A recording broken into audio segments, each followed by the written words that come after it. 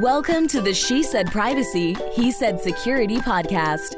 Like any good marriage, we will debate, evaluate, and sometimes quarrel about how privacy and security impact business in the 21st century.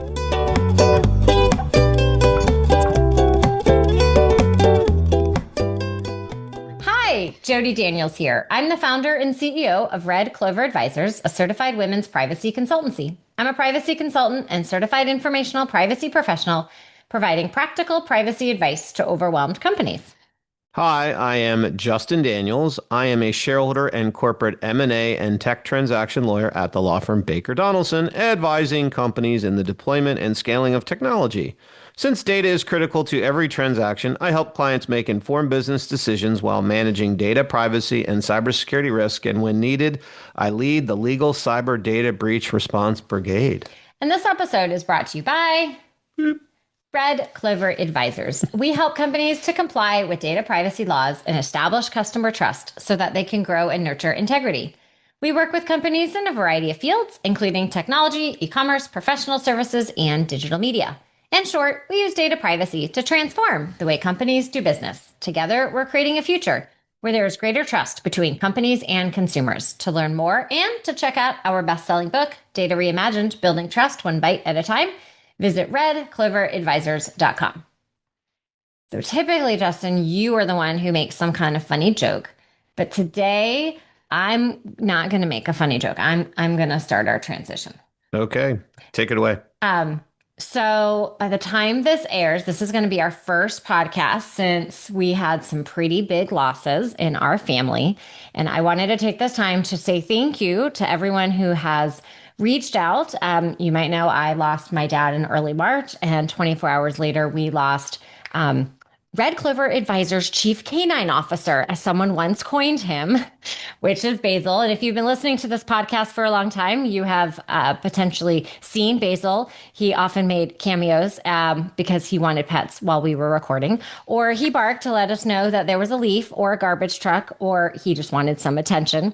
I'm still moving my chair as if I'm going to hit him, but he's not here. So we just wanted to say, or I at least wanted to say, thank you for all of your support and welcoming Basil to our podcast and to all of our calls and all the outreach that people have given me. Well said. Any special memories that you'd like to share about Basil? I guess my special memory is, wow, I don't even know where to begin. I don't know. He was just a very loving, caring dog who was pretty happy, other than to maybe a couple dogs he didn't like. That's true. Everyone. Yeah, the two dogs in the neighborhood are probably happy.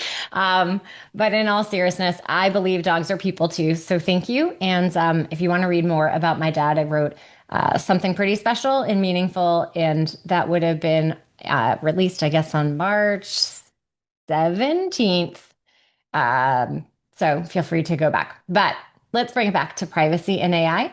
Okay. And Justin, you have a really cool guest that you have brought on, and we're going to have a fun topic. This is a Justin topic. I mean, I guess it's a Jody topic, but this is like a really? Topic. You're the one speaking about AI governance, and this is a Justin topic? Well, because you talk about it like all day long. Okay. Like 28 hours a day. Well, I'm only maybe 22 hours a day. Okay. So today I'm excited to bring on the show my friend Gabrielle Kohlmeier, who is a lawyer, tech whisperer, and transformation executive in a lifelong love affair with growth mindset and sustainable innovation, from building a Fortune 30 legal and policy approach to antitrust, to navigating retail risk, to leading global legal AI adoption and outperforming teams. She helps organizations right-size risk and turn disruption into strategic value. Gabrielle, welcome to the show. Thank you, Justin and Jody.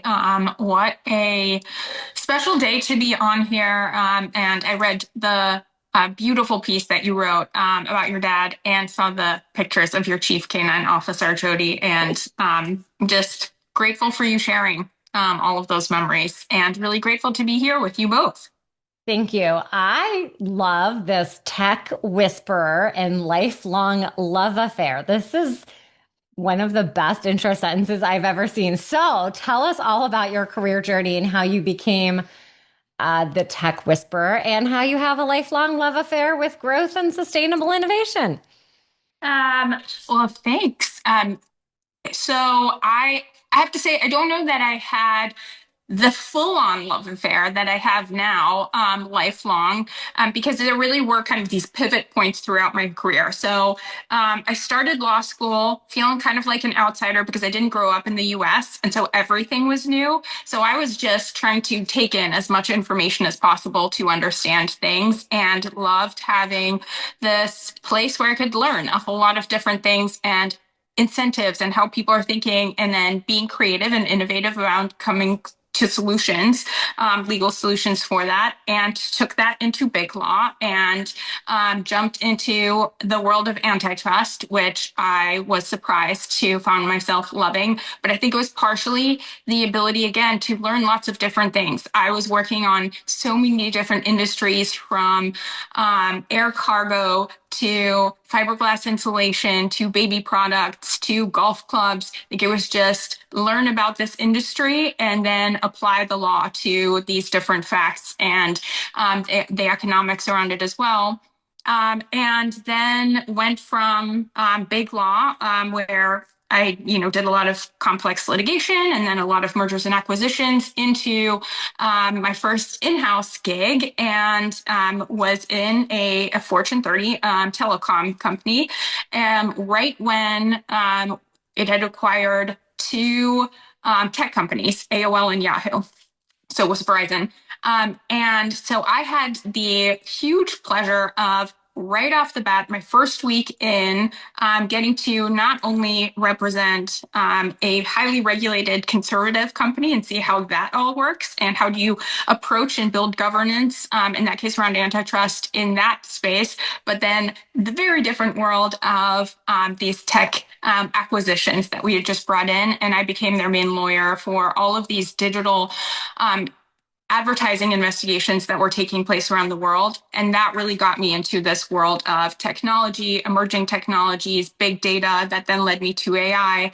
And I kind of built this reputation of being relentlessly curious, earnestly nerdy about learning all of the things, and then wrangling that to both ask, why are we doing things the way that we're doing it? How can we do it differently? And being able to bring those things to life. And that just put me into positions where I was asked to take on different challenges, be market general counsel, and build teams while the markets were being built, and then jumping over and becoming the global head of legal innovation and emerging solutions, building large teams in India while acquiring and deploying AI for our 1,000 person department, and then also building our first long-term technology roadmap and actually implementing it. And so it's really been that tech whisperer part of getting people to understand the value and how to approach it and the mindset behind it, that it's really not this technology is going to fix everything, but we're going to work together to shape it, and it's going to give you more agency as opposed to take away your freedoms. That is a very fascinating journey. And I like how you just were saying how the tech is going to help and is going to enable. I think that's a really important piece, especially where we are right now. So, many organizations are rushing to publish AI policies, but far fewer are investing in AI fluency across their workforce. So, from your perspective, what does true AI fluency inside a company actually look like? I love this question, Justin, because I think, everybody's saying we need AI, we need to adopt AI. I got a lot of these, urgent requests, demands about, what is the AI tool that we're going to use? What is the technology tool that's going to fix everything? And to me, such a big part was that is not going to be enough. It's not going to be enough to have a tool. It's not going to be enough to know how to use a tool, because that's not AI fluency. What AI fluency, I think, really is knowing what the tool is doing, why it does what it does, what data it's touching, what your responsibilities are around when something goes wrong, around the outputs, the inputs, and also kind of the ethical weight of what are we giving up when we use the tool? Are we okay with that loss? How do we mitigate it so that we stay well-rounded professionals that are adding the value that we're trying to add? So to me, it's really understanding the broader picture and taking the time and having a deliberate framework to not just know how to use AI generally, but all of those broader parameters around it. I'm curious if there's an example or a way that maybe someone listening could say, gosh, I really want to, I want to do the same thing in my company. Is there something that you saw that worked really well that someone else listening might be able to apply? So I got a lot of questions around this in terms of like, what's the playbook? What works really well? I think that this is where the innovation and the creativity comes in. And so, I'll go back just really quickly to talk about like kind of these different levels of fluency that I think about, because I think it's helpful to think about, what are you trying to achieve to figure out what's going to get me there. So there's kind of this level one of awareness. I know what AI tools exist and kind of what they do. A lot of people I found just didn't even know what was available, both in terms of, here's a very specific AI tool, but here are also technology tools that we have that has AI built into it. And so, a lot of what I was doing leading innovation was not just focused on AI, but more broadly, what work are we doing? Why are we doing it? And what's the best way to do it? And do we need to do it at all? And so kind of starting with that as, I guess, even level 0, and then level 1 of what are the tools we have, then how do I apply the tools effectively, and then the judgment around when not to use it, even though I can use it, is it appropriate to use it here? And then applying that judgment to kind of building these gritty AI and human teams. How are we using AI, other technologies with teams in this coordinated way? And I think to your question of what has worked effectively, one of the ways that I approached this was trying to get as many people doing this together. So I called my team the change agency because I really wanted it not just to be, hey, tell us what to do, tell us what the tool is and how to use it, but that we are an agency that have these resources, but we need to do this together because you have agency to be part of this change. And so we had a lot of very deliberate touch points, both in terms of launching the tools and doing hackathons together, and then having twice a month lab hours, having office hours in between, creating monthly reports that we would send out around, which tools are being used, how much, not to, shame or pressure people, but to create a way to have conversations around what, why are people using this? Why is this not working as well? Is it, because it's the tool? Is it because really this is not appropriate for that? So much of it was just how do we launch conversations? And I think what works well in your organization needs to be tailored to what are your goals, and being really honest about that, because sometimes we say, oh, this is the goal, but that's not really the goal. So I think, being clear and honest around what you're trying to achieve, and then bringing people into those conversations and getting into places where there can be exchanges and shared learning, because I think that's where things really scale. That's where you don't lose all of the things that are happening in these silos, but people build on each other and they're really excited and get the energy from other people using the tools as well. I love how you emphasized right sizing, because I'm always saying that. I think it's really important that companies pick what works for them and their culture. And I actually was talking a lot about just that in a recent webinar, as Justin pointed out, that I did do on AI governance. We were talking about AI governance frameworks and principles and guidelines. And I'm curious, in your point of view, where do you think companies tend to get AI governance wrong when they try and operationalize it? So I think that one of the most common failures that I see is something that I kind of think of as precious governance. So just share a quick story, if that's okay. I spent the last 6 months in Berlin, Germany, on a lovely sabbatical with my family. And one of the things that really struck me was how common history is presented there. It's just part of life. You're doing yoga in old churches. You know, are like having meetings in museums. It's just very part of things, as opposed to how I experience history in my US hometown of DC, where it feels kind of precious. It feels separate. It feels like we go to these places that hold historical meaning and have a lot of reverence for them, but it's just not really part of our day to day.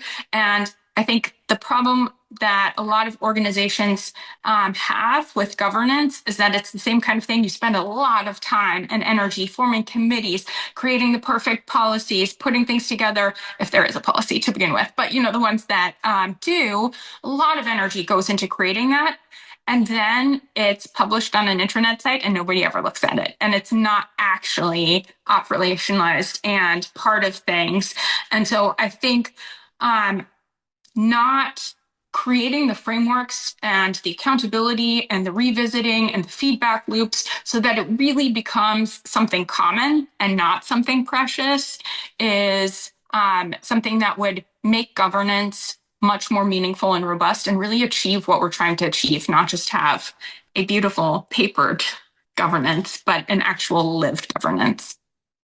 I say that quite often. Policy doesn't work without process, and process doesn't work without training. You need all of it together. What topic are you speaking on at Atlanta AI Week? Remind me. That's your job. What is it? That's your job. So, Gabrielle, one tension executives face is encouraging experimentation with AI while also managing risk. How can companies create space for innovation without losing control of privacy, security, and compliance issues? Mm. So I guess maybe I would challenge the framing of that question a little bit, because I think the idea that we can control this is maybe um, part of the hurdle. When you're looking at it as innovation versus control, you're kind of setting up a tension that, you know, I think leads to frictions that can be an impediment to actual innovation. So I don't think that it's as much how do you control the innovation, it's how do you create those conditions? How do you create the trust scaffolding, which includes the governance, that where innovation and responsibility are really reinforcing each other as opposed to being in this tension space.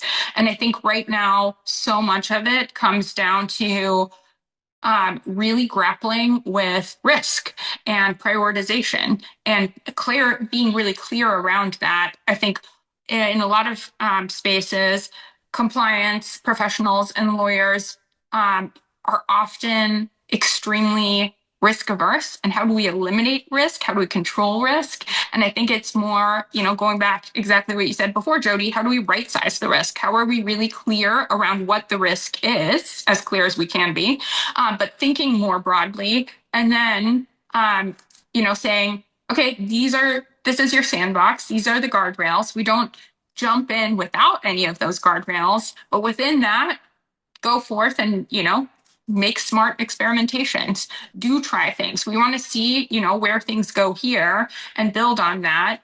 And then I think the other thing is, you know, beyond just the risk part, creating time and space for it. I think that that's even more of an issue than, you know, the tension of, is this going to create huge privacy, security, and compliance concerns? It's easier to say, well, we can't do it because of privacy, security, and compliance concerns. And so I think sometimes that's the scapegoat, as opposed to, okay, I'm going to have to spend some time and be thoughtful, but also kind of attack some of the defaults and how we've been doing things all along, to think about how can we be doing things in a different way and in more innovative ways.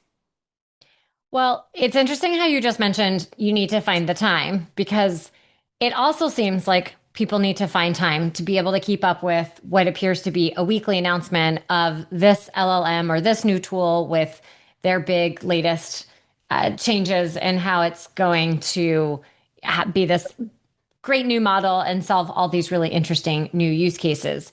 How are you? How are you finding others? And what would you recommend to keep up with that type of pace? Jody, I wish that it was every week at this point. It feels like every day I go to bed and then I wake up and I'm like, I feel like I'm a year behind. And so I think even those of us that are constantly trying to stay up on things, it's really hard. I have found it extremely helpful to be around people who are, well, um, are experts in this, and have been throughout their careers who say, I'm no longer an expert because things are changing so quickly that I don't have the new expertise that is developing daily. So I think one thing is just giving myself a lot of grace that it's okay. Have to have realistic expectations, but then also, not keeping up with every single announcement. I think that is a losing game. It produces a lot of anxiety. It is counterproductive if that's where all of your energy is going. So I have a very curated set of trusted resources. Some are people that I really trust and agree with. Some of them are people where I'm like, I think that's a little bit hype, but I want to know what's going on. And I want to know what is being said in those spaces. And there is valuable information that I get there. And so, just having those different frames and different perspectives and different lenses, but not all of it, just picking like a couple so that I have a good spectrum of views. And then, what are the big headlines? Not, like what is every little iteration, but what are the big changes that we're seeing and how much further are we going? And kind of having that realistic sense. And I think this is one of the hardest parts of where are we versus where do people say we are, and where do people claim to be, with a lot of the hype. And then what do we need to prepare for, though? Like as when I was building our long-term technology roadmap, one of the things that I really wanted to ground people towards was I'm not building this for the pressures of today, but for optionality for 3 years down the line. And what are all of the things that we need to put in place today to get there? And they have to have a certain amount of flexibility. So staying aware of, okay, how well are different tools working now?